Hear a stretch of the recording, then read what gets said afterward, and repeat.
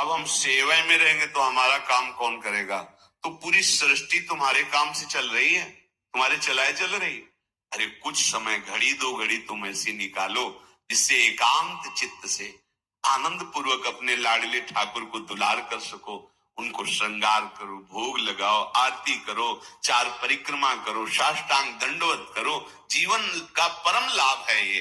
पर नहीं, आप खाएंगे हलवा, गरम गरम पकौड़ी, चाय, और ठाकुर जी के सामने वो सफेद वाले दाना नहीं आते, चिरौरी रख दो अरे भाई तुम क्या कर रहे हो? चोरी कर रहे हो तुम।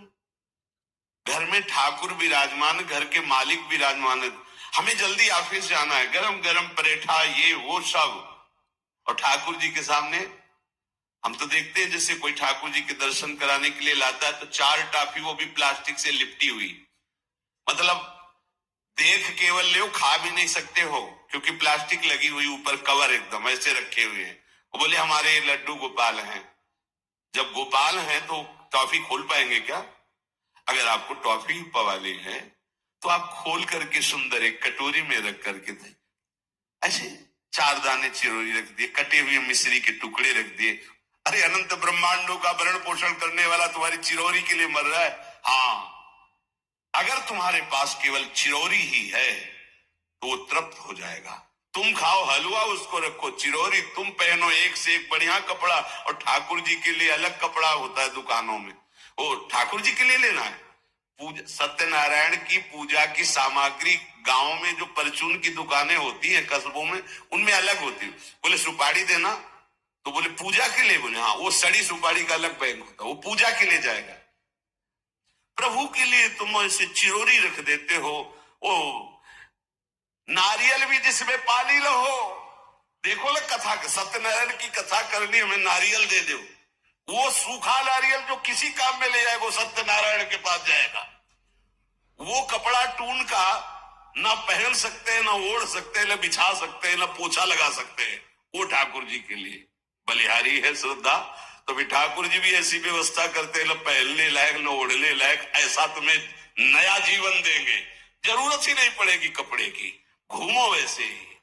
हाँ, जरूरत ही नहीं पड़ेगी, अन्य होलिया नहीं, कोई जरूरत नहीं है, घूमो। इसलिए सावधान। भगवत सेवा का तात्पर्य है उत्तम भोग लगाए मोर मरकट को से। स्वामी जी महाराज परम विरक्त वैराग्य की चरम सीमा स्वामी श्री हरिदास जी, लेकिन उत्तम भोग लगाए ठाकुर जी को। उत्तम उत्तम, तुम्हारे पास जो कुछ है उसमें सबसे बढ़िया भोग बनाओ। धन्ना जी के पास बाजरा की रोटी भी पूरी नहीं थी कि भरपेट पाले, तो एक रोटी रोज ठाकुर को रखते थे।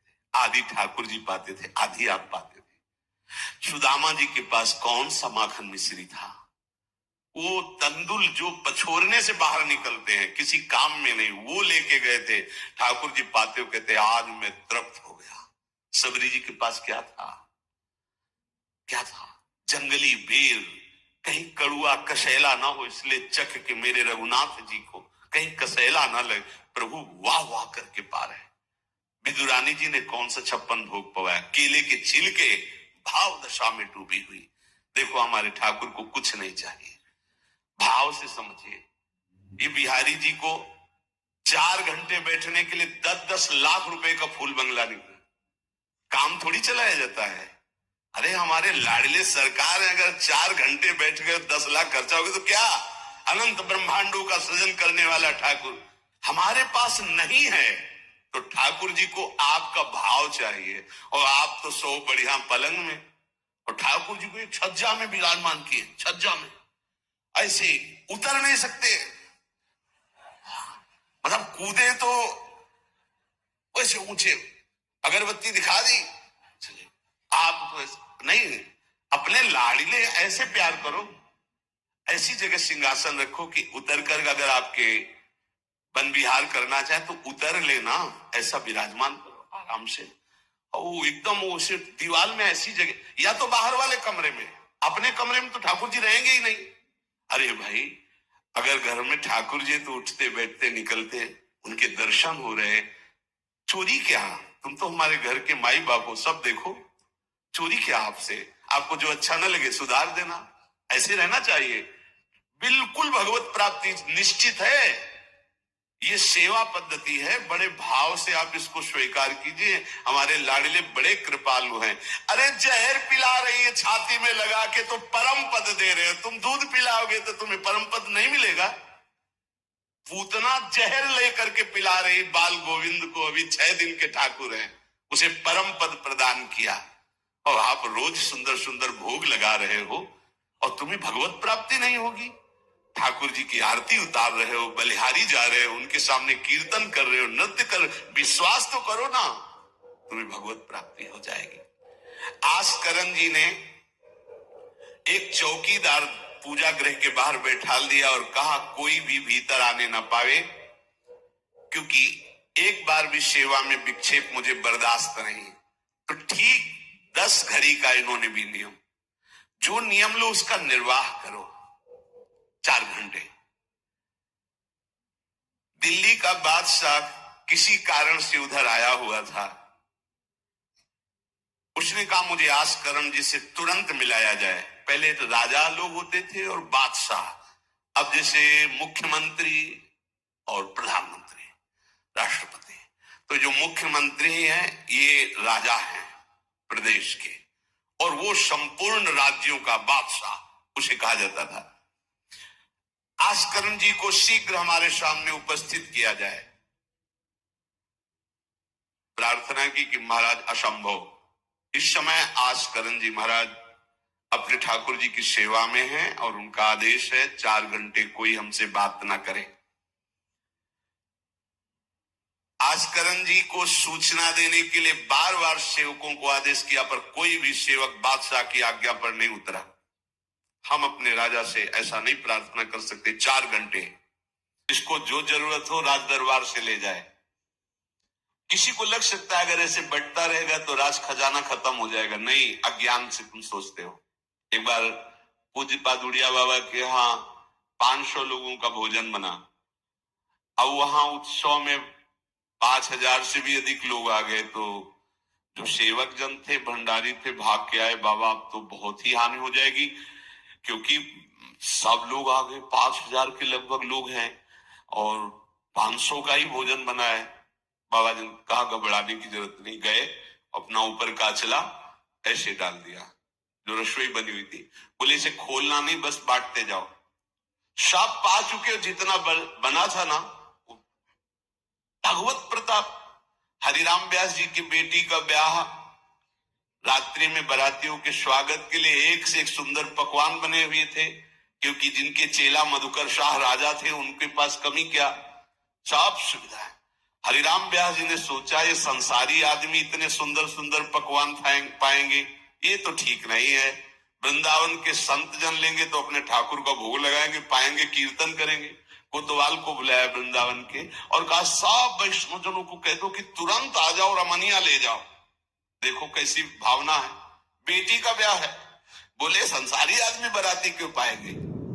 और आप वो तो कहते अरे इज्जत चली जाएगी, बाबा जी को खवाने से क्या इज्जत है, बारातियों को खवाएंगे तो इज्जत बनेगी। ये किसकी, देहाभिमानियों की। और अपनी इज्जत क्या है, श्यामा श्याम। अगर रसिकों को पवाएंगे तो हमारी इज्जत बन जाएगी, श्यामा श्याम प्रसन्न हो जाएंगे। तो श्यामा श्याम प्रसन्न हो जाएंगे, बाराती भूखे रहेंगे, ऐसा कैसे हो सकता है, ऐसा हो ही नहीं सकता है। हरिराम व्यास जी के, अब उनके लिए तो कोई रोक नहीं, उन्हीं की बेटी का तो ब्याह है। जो भंडारे में सब जमा थे, लड्डू गुलाब जामुन ये वो, भर भर के अमनिया, ले जाओ ले जाओ। अब ब्रजवासी संत जन सबको बांट दिया, पर जितना भंडारा था उतना ही भंडारा। कर तुम अकर तुम अन्यथा कर तुम सर्व समर्था सा ईश्वरा। तुम प्रभु के लिए समर्पित हो तो तुम्हारे यहाँ हानि कैसे हो सकती है कि हम भाई ठाकुर सेवा में समय देंगे तो हमारा काम बिगड़ जाएगा, ठाकुर जी के भोग राग की बात करेंगे तो पैसों की कमी हो जाएगी। पक्की मूढ़ता है, ये ऐसा व्यापार है ठाकुर सेवा संत सेवा, ऐसे करो और कई गुना बढ़कर के हाथ में आ जाएगा, देख लेना। क्योंकि सब दुखों का कारण पाप है, और जब ठाकुर सेवा संत सेवा तो इससे पाप नष्ट होते। जो भी पाप नष्ट हुए सुख का मार्ग खुल गया, पर अज्ञानी जानता नहीं है।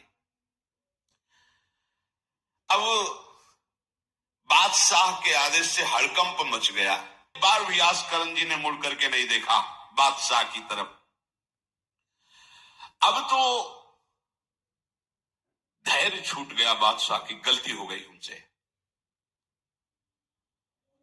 ऐसा ही होता है।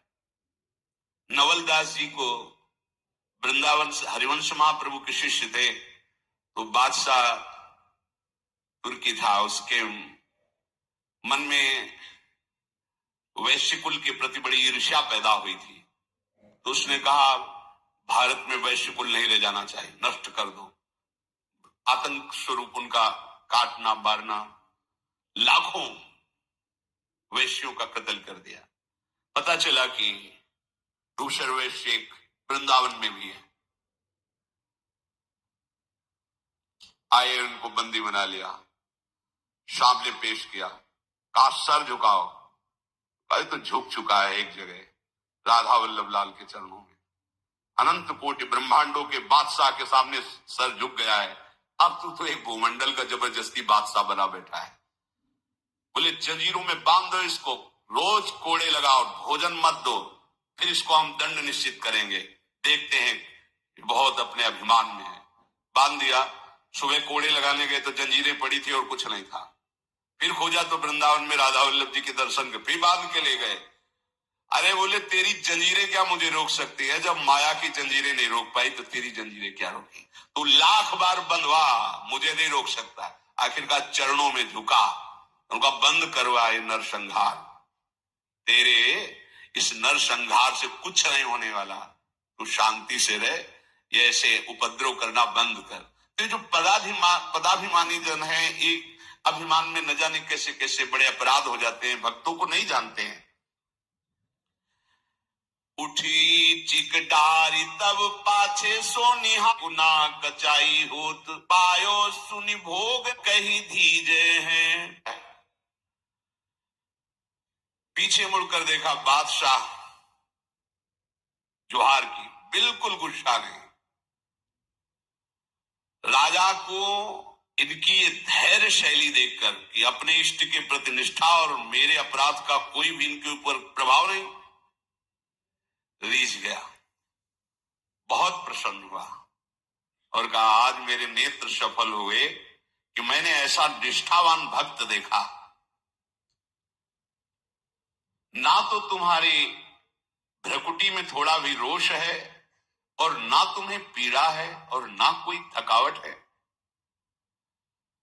हम आपसे वार्ता करना चाहते हैं, क्या है आप में ऐसी सामर्थ्य कहां से आई कि आपने अपनी निष्ठा छोड़ी और तलवार से एड़ी काट दी? एड़ी, अरे ऐसे काट, जरा सा कुछ लग जाए तो देखो कैसा लगता है। एड़ी कट गई, खून निकल गई, दंडवती बंद नहीं हुई। जब वो बैठ करके भगवत भक्ति की बात की, बादशाह के आंसू आ गए।